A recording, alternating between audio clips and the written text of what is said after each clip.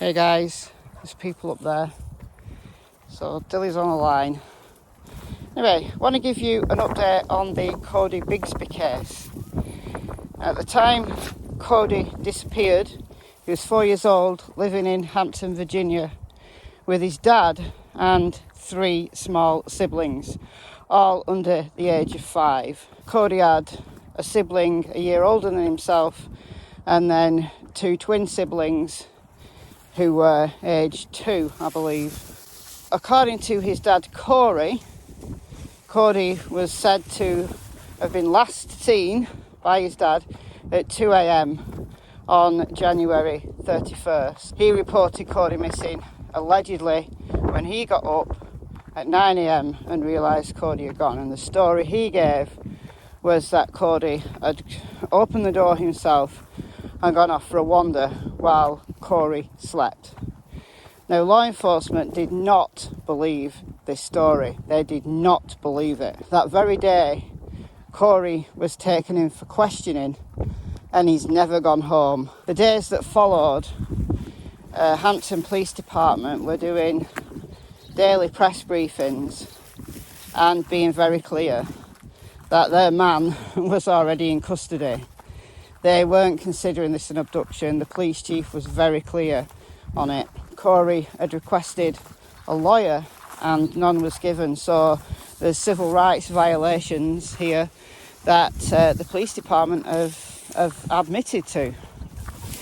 So everything since then has been what I would call shambolic. He was indicted on 7 counts of child neglect because he'd admitted to leaving these siblings home alone on 2 separate occasions. Moving forward a little bit, the attorney that Cory's sister got for him, Mr. Ambrose, decided to leave the case. Breaking news out of Hampton now. The attorney for the father of a missing 4-year-old boy has filed a motion to withdraw his services as counsel. This is according to the Hampton Juvenile and Domestic Relations Court clerk. That attorney's name is Jeff Ambrose. He has been representing Cory Bigsby after Hampton police charged Bigsby with child endangerment. So Cory was left in jail with no attorney, no bond. Every single bond hearing he's had has been denied. And then a month ago, a grand jury indicted him on 30 counts of child neglect and child abuse. Breaking news just into the Wavy newsroom. Sources tell 10 on your side a grand jury in Hampton just handed down 30 indictments against Cory Bigsby. Bigsby is the father of missing 4-year-old Codi Bigsby, and up until this morning, Bigsby was facing 7 child neglect charges after court documents say he admitted to leaving his children home alone. Now we're told more than 15 indictments for child neglect were added for leaving the children home alone. 4 were added for child abuse, and then 2 additional child neglect charges were added in connection to those child abuse charges. We're working to learn more about the child abuse allegations and where those stem from. All are unrelated to Codi's disappearance from his Hampton home in the Buckrow neighborhood on January 31st.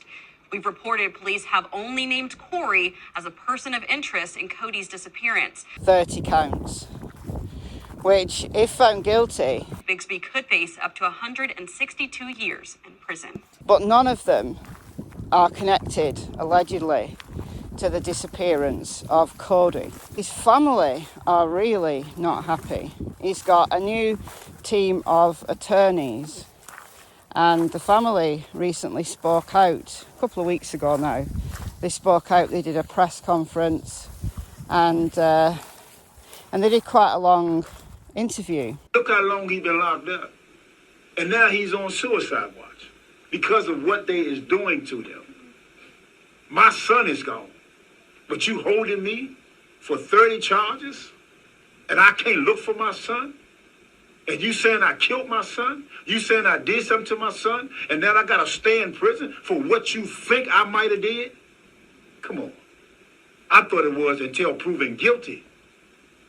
But you innocent until proven guilty. But if you look at this Cory's case, Cory is guilty, according to Hampton, Virginia, until he prove himself innocent. I thought the law worked the other way. And that's why we're speaking about what happened to Cory and what they did to him. And mentally, he's losing it. In a way, my son is gone. I can't look for him. But y'all saying I killed him. But I didn't. Now I'm facing 117 years. Because my son missing? Somebody took him? Y'all never looked for him? Y'all never did an Amber Alert? Because y'all believe I did something to him? So this is what I got to go through? I'm denied bond 3 times. I spent 20-something years in the military. More than over 20-something years in the military. I don't have a record from day one.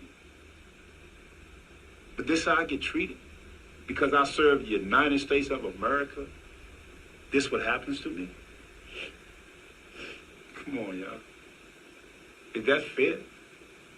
If you would just think that was one of you all's child. And your child was missing. And you was locked up. Because you was accused for killing your child. And you know you didn't do it. But yet you got to go through all this pain and all this misery that Cory's going through because of someone thinking that you did something. I can understand why. I really can. You know, the civil rights violations at the beginning of the case, the problem. No judge in Hampton would take the case. I mean, there's just things that have gone on behind the scenes that are just weird. Let's just imagine for one moment, and I don't believe this, guys. I do believe Cory's responsible. Don't ask me why. It's just my opinion. But imagine if Cory didn't do this, and Codi, you know, I don't know, the door was unlocked or something, and he was able to get out, and he was abducted, as his family say.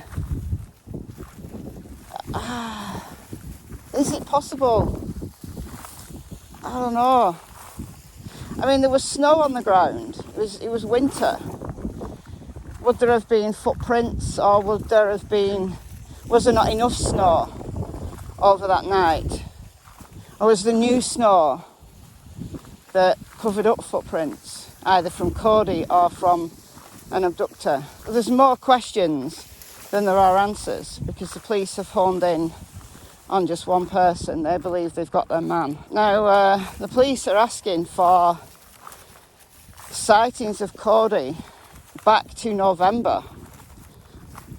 So, November 2021. They believe Codi has been missing that long. And this was all a setup. Maybe it was. Maybe it was. Maybe they've got information to believe that Codi wasn't there. Did he leave the kids home alone and an accident happened? I think that's probably a likely scenario, that he left them home alone and an accident happened. Unfortunately, Codi passed away. And then Cory's had plenty of time to hide the body. That makes sense. But why did he call the cops on that day, at that time? What made him call the cops then? Is there a reason?